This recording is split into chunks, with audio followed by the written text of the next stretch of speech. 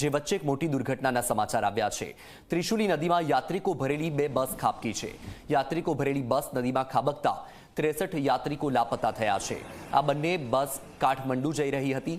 આ દુર્ઘટનામાં 7 ભારતીયોના મૃત્યુ થયા છે।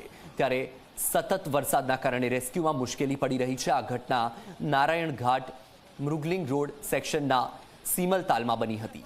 નેપાળના વડાપ્રધાન પુષ્પકમલ દહલ પ્રચંડે તમામ સરકારી એજન્સીઓને મુસાફરોને શોધવા અને બચાવવાના નિર્દેશ આપ્યા છે। દહલે ટ્વિટર પર લખ્યું, નારાયણગઢ મૃગલિન રોડ પર ભૂસ્ખલન અને દેશના વિવિધ ભાગોમાં પૂર અને ભૂસ્ખલનને કારણે મિલકતોને નુકસાન થવાથી બસો વહી જવાથી લગભગ 5 ડઝન મુસાફરો ગુમ થયાના સમાચારથી મને ખૂબ જ દુઃખ થયું છે। હું ગૃહ પ્રશાસન સહિત સરકારની તમામ એજન્સીઓને પેસેન્જરોની શોધ કરવા અને તેમને અસરકારક રીતે બચાવવા માટે નિર્દેશ આપું છું। તો આ દ્રશ્યો તમે જુઓ, એક તરફ નેપાળમાં સતત વરસાદ વરસી રહ્યો છે અને ભૂસ્ખલન પણ થઈ રહ્યું છે, ત્યારે આ દુર્ઘટના બની છે। બે બસ ખેંચાઈ ગઈ છે અને તેના કારણે 60 જેટલા મુસાફરો સાથે તણાઈ ગયા છે।